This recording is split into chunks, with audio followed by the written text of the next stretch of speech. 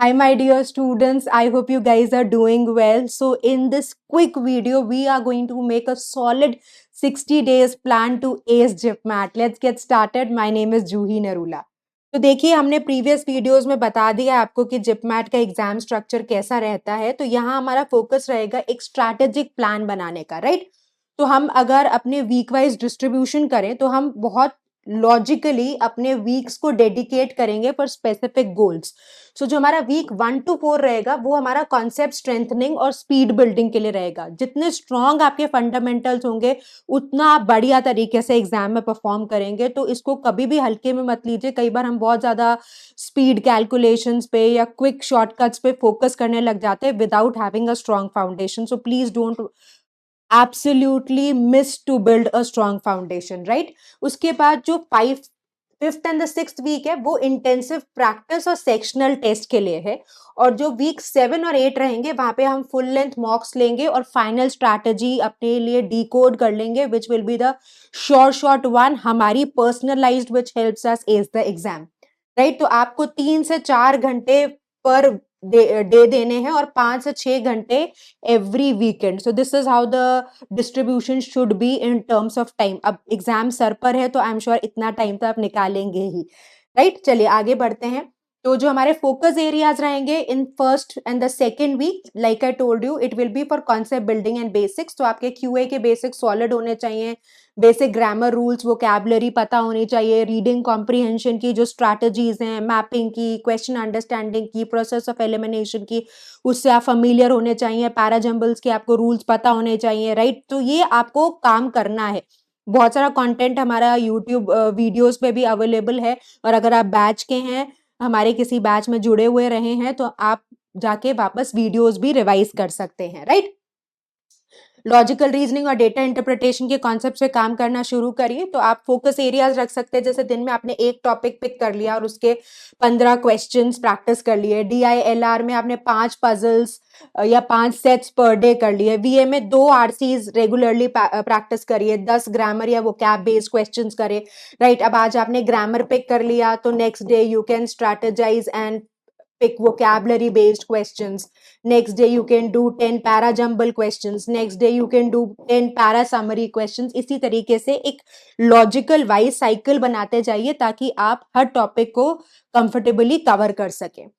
अब थर्ड और fourth week में स्पीड बिल्डिंग और एप्लीकेशन पे काम करिए यहाँ पर कोशिश कर दिए अर्थमेटिक एल्जेब्रा एंड ज्योमेट्री जो आपके क्यूए के इंपॉर्टेंट टॉपिक्स रहते हैं वहां पे आप स्पीड बिल्ड करें वहां पे अगर कोई शॉर्टकट्स और स्ट्रैटेजीज हैं उनको सीखें राइट आरसीज और पैराजम्बल्स अब टाइम बेस्ड कर दीजिए और सेक्शनल टेस्ट बिगिन करिए फॉर टाइम मैनेजमेंट आपके फंडामेंटल सॉर्टेड है अब हमारे पास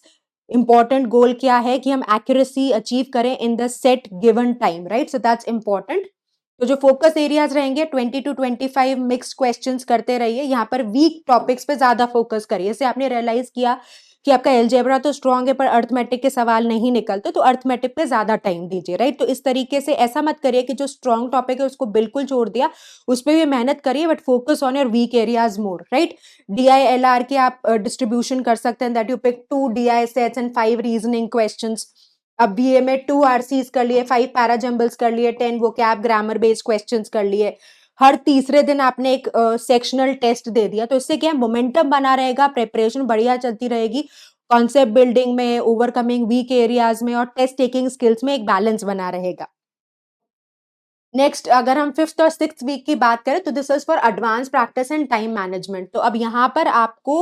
कोशिश करनी है कि आप एडवांस स्ट्रैटेजीज को सीख सके और उसको इम्प्लीमेंट कर सके so you have to utilise and work on time saving tricks mental calculations पे ठीक है DILR में स्पीड एंड पैटर्न रिकॉग्निशन पे काम करना है RC कॉम्प्रिहेंशन और एक्यूरेसी को बहुत स्ट्रांग करना है देखिए जितना स्ट्रांग RCs होगा ना हर आपको टीचर बोलेगा कि RC बहुत सॉलिड करिए क्योंकि जितना स्ट्रांग आपका रीडिंग है उतना इफेक्टिवली आप बाकी क्वेश्चंस को भी अटेम्प्ट कर पाएंगे in the VA section right तो 30 मिक्स क्वेश्चंस करिए under 45 minutes in the QA section DILR में 2 फुल लेंथ DI सेट्स करिए 10 रीजनिंग क्वेश्चंस करिए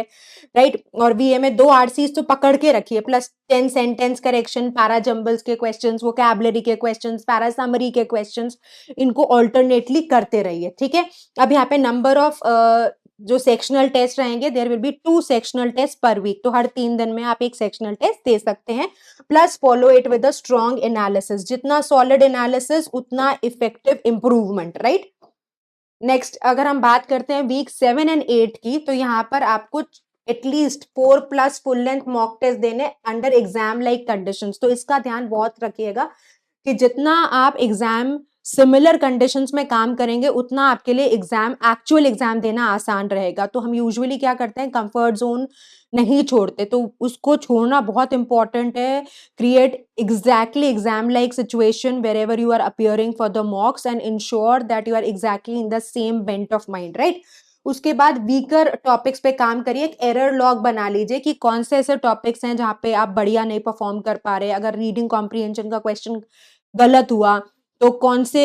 मिस्टेक्स हैं जो बार बार हो रही हैं। अगर एलिमिनेशन समझ नहीं आ रहा तो कहाँ आप बार बार परेशान हो रहे हैं, कौन सा क्वेश्चन टाइप है जो आपको परेशान कर रहा है कि हर बार मेन आइडिया का सवाल गलत हो रहा है। तो इस तरीके से आइडेंटिफाई करिए कि कहाँ पे प्रॉब्लम है। जितना strong analysis of the problem होगा उतना स्ट्रैटेजिकली आप उसको ओवरकम कर पाएंगे। ऐसे रैंडमली मत करिए कि मॉक दे दिया फिर दूसरा मॉक दे दिया, बीच में एनालिसिस ही नहीं किया, वीक एरियाज पे काम ही नहीं किया, तो जो मॉक से हमारा एक्चुअल आउटपुट हमें चाहिए वो हम अचीव नहीं कर पाएंगे, राइट।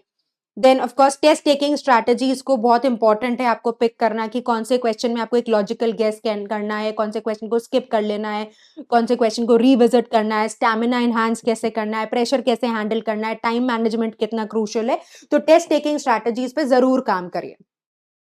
ठीक है। तो मॉक्स देते रहिए एवरी थर्ड डे, राइट। और बाकी जैसे आपने सपोज मंडे को मॉक दिया, राइट, ट्यूसडे या मंडे मॉर्निंग को आपने मॉक दिया, ठीक है, मंडे इवनिंग में आपने उसका एनालिसिस किया, सो यहाँ पे आप टेस्ट दे रहे हो, इवनिंग में आप उसका एनालिसिस कर रहे हो, राइट। और ट्यूसडे को आप वीक एरियाज पे काम कर रहे हो। तो एक मॉक से दूसरे मॉक की जर्नी के बीच में ये स्टेप्स बड़े इंपॉर्टेंट है, where you are analysing, there is a strong analysis plus you are functioning on the weak areas. अगर आप ये स्टेप्स नहीं करेंगे तो फिर इंप्रूवमेंट नहीं आएगा, राइट। सो कोशिश करिए ये स्टेप्स आप बाईपास ना करें।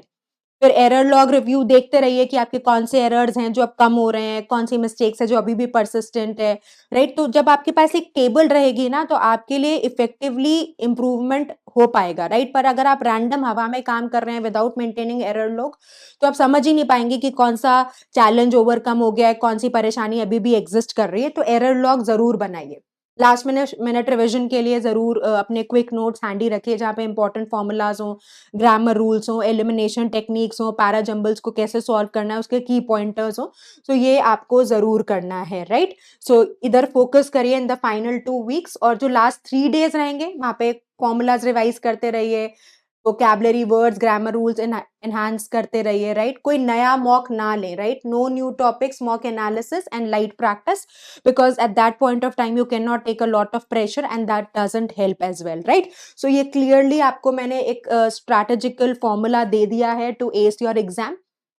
तो जो प्रो टिप्स रहेंगे वो यही है कि एक्यूरेसी को पहले प्रेफरेंस देनी है, फिर टाइम पे काम करना है, रॉन्ग चॉइसेस को एलिमिनेट करना है। ये मैं आपको बार बार सिखा रही हूँ। जितना इफेक्टिवली आप प्रोसेस ऑफ एलिमिनेशन को फॉलो करेंगे इन वर्बल एबिलिटी सेक्शन, उतना आप करेक्ट आंसर्स तक पहुंचेंगे, राइट। स्मार्ट गेसिंग करिए, राइट, क्योंकि नेगेटिव मार्किंग नहीं है। टाइम को इफेक्टिवली मैनेज करिए, don't get stuck on one particular section, right. So keep these fundamentals in mind and I'm sure you'll be absolutely sorted for JIPMAT. So our best wishes are there with you. Keep working hard, stay consistent. Vijay Bhav, all the best.